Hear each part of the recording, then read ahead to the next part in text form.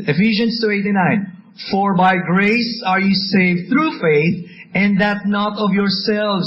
It is the gift of God, not of works, lest any man should boast." Isa na ito sa mga pinakapamilyar na talata sa atin. Kaya totoo din po, yung kasabihan na familiarity breeds contempt. Kapag masyado ka ng pamilyar sa isang bagay, ang tendency, hindi mo na siya masyadong pahalagahan. Nangyayari yun kahit sa kanino man sa atin. Basically because of our own weakness bilang mga tao. Kaya mahalaga na ibalik tayo ng Panginoon. And so, kaya ako nagpapasalamat sapagkat sa biyaya ng Panginoon, ginawa niya yun eh. Lalong lumalabas yung kapangyarihan at biyaya ng Diyos sapagkat napakayaman ng kanyang salita. At sa napakaraming anggulo, maraming pwedeng ipakita ang Diyos sa atin dahil nga sa yaman ng kanyang biyaya. Ano nga ba ang biyaya? Sa iba, Spanish term natin yan, gracia. Pero ano ba yun?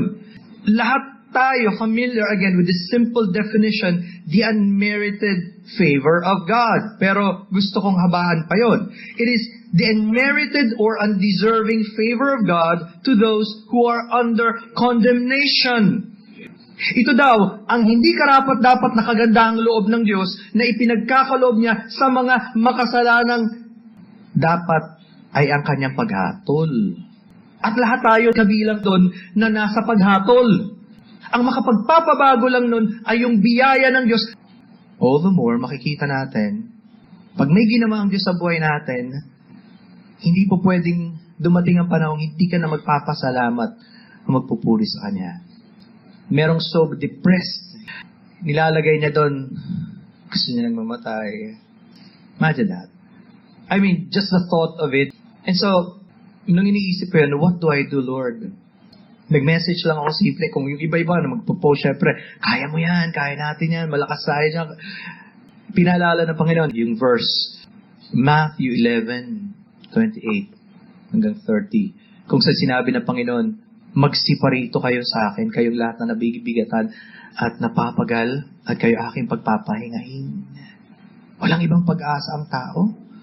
And so, alam mo man o hindi, kilalanin mo man o hindi, pinapaalala sa atin ng Diyos ngayon, siya yung kailangan natin. Kaya ganun kahalaga yung paksa na pinag-aaralan natin ngayon. Bagamat madalas natin pinag-uusapan na ito yung ibinibigay ng Diyos sa taong hindi karapat-dapat, at totoo yun, pero huwag nating kalimutan na gusto ng Diyos na ibigay ito. Yun mismo yun eh. Sapagkat siyang tinatawag na Diyos ng buong biyaya, the God of all grace, from 1 Peter 5:10. And that's the only reason kaya natin matatanggap ang biyaya nito, sapagkat ang Diyos ay Diyos ng biyaya. Sabi nga po sa 2 Korinto, kabanatang 9, talatang 8, at maaring gawin ng Diyos na ang lahat ng biyaya ay magsisagana sa inyo. God is able to make all grace abound toward you, that ye always having all sufficiency in all things may abound to every good work. Kahit sino ka pa, kahit gaano pa kalalim ang iyong kasalanan, kahit gaano ka pa kalayo sa Diyos, sapat at higit pang sumasagana ang biyaya ng Diyos. At kapag dumating ang biyaya ng Diyos sa buhay mo, magbabago ang buhay mo. Sigurado yan. Sabi doon, sumasagana sa mabubuting mga gawa. Para maintindihan pa natin kung ano ang biyaya ng Diyos, sinubukan ko tumingin sa ilang mga kilalang mga personalidad. Ano ang masasabi nila patungkol sa biyaya at gaano ba ito kahalaga? Sabi ni J. Gresham Machen, the very center and core of the whole Bible is the doctrine of the grace of God. Ang pinakasentro mismo ng Biblia ay ang biyaya ng Diyos. Whether we realize it or not. Ang biyaya, ang isa sa pinakamahalaga kung hindi pinakamahalagang konsepto at katuruan sa Biblia, sa Kristyanismo at sa buong mundo. At kailangan maintindihan natin ito, bagamat maraming anyo ng biyaya. Diba, tinatawag natin pagka tayo nakatanggap na ng may bonus, o may sweldo na, o biyaya. Totoo naman. Pag tayo kumakain araw-araw, may biyaya yan, diba? So biyaya lahat yan. Lahat ng meron tayo biyaya ng Diyos kasi galing sa Diyos eh. Pero kapag sinabing biyaya ng Diyos, kailangan maintindihan natin, ito ay ang kapahayagan ng Diyos kung sino siya sa persona ng ating Panginoong Hesukristo. Yun ang pinaka-biyaya ng Diyos na pinakamahalaga sa lahat. Kasi yung ibang mga biyaya, temporal, bagamat mahalaga, pero wala nang higit pa sa biyaya ng kaligtasan na dala ng ating Panginoong Hesukristo. Kaya nga may nagsabi, ang biyaya ng Diyos, hindi siya spare tire. Ano ang gamit ng spare tire? Sobra siya. Ibig sabihin, pwede mong gamitin, pwedeng hindi. Pero just in case, panigurado lang, maflatan ka at hindi mo agad mapagawa, meron kang pampalit. Ang biyaya ng Diyos, hindi daw pampalit. Kung kailan mo lang kailangan, tsaka mo hahanapin. Kailangan natin palagi. Naiisip man natin o hindi. Ang problema, nakakalimutan natin na palagi pala natin kailangan yung biyaya ng Diyos. Sabi ni B.B. Warfield, grace is free, sovereign favor to the ill-deserving. Ang biyaya ng Diyos ay libreng pabor na ipinagkakaloob ng nakapangyayaring Diyos sa mga hindi dapat ill-favored. Sabi ni John Stott, grace is love that cares and stoops and rescues. Ito daw ay pag-ibig na nagmamalasakit, yung totoong pagmamahal na nagmamalasakit at handang bumaba para tayo ay kunin at iligtas. At sinong gagawa nun? Ang Diyos lang. Ginawa na niya at patuloy niyang ginagawa sa mga tao. Napakayaman ng biyaya ng Diyos. Sabi ni Jerry Bridges, grace is God reaching downward to people who are in rebellion against Him. Buti na lang hindi tayo ang Diyos.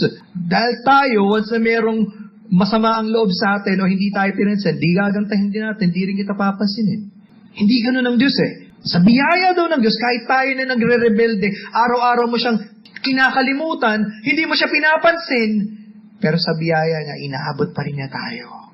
Wow! Salamat sa Panginoon. Ang konseptong ito, pinasimulan ng Diyos na ipakilala sa Old Testament pa lang. Hindi lang siya exclusive sa New Testament, bagamat lalong pinakilala at lalong ipinahayag ang konsepto ng biyaya. Pero sa Old Testament pa lang, pinakita na ng Diyos ang kanyang biyaya. Alam niyo yung sabi sa Genesis chapter 6? Alam natin na sa panahong ito, hindi maganda ang kalagayan ng tao. In fact, ngayon pa rin naman eh. Pwede lang pagandahin natin ang panlabas, pero pareho pa rin.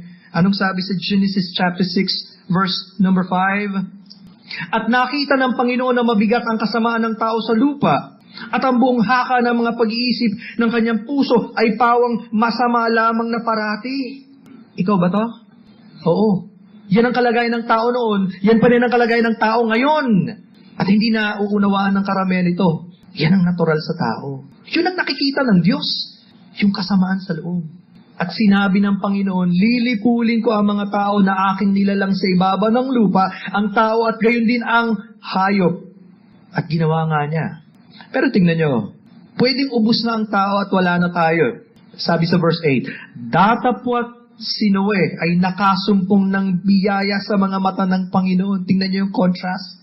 Ang taong rebelde at lumalayo at nagkakasala sa Diyos na dapat parusahan, sabi ng Diyos, lilipulin ko na ang mundo. Pero ang Diyos, siya ang nagbigay ng biyaya kay Noe. Bakit? Ano bang kakaiba kay Noe? Wala, pareho rin natin siya. Kung sino ang tao noon, ganun pa rin ang tao ngayon, makasalanan.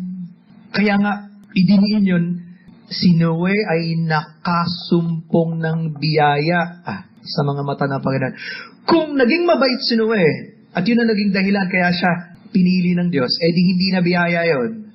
May dahilan pero walang dahilan, sapagat pare-parehong ang tao makasalanan. At alam niyo ang kwento. Kaya ngayong arko na ginawa ni Noe at ng kanyang mga anak ay larawan din ng Panginoong Jesucristo at ng kaligtasan niya. Bakit?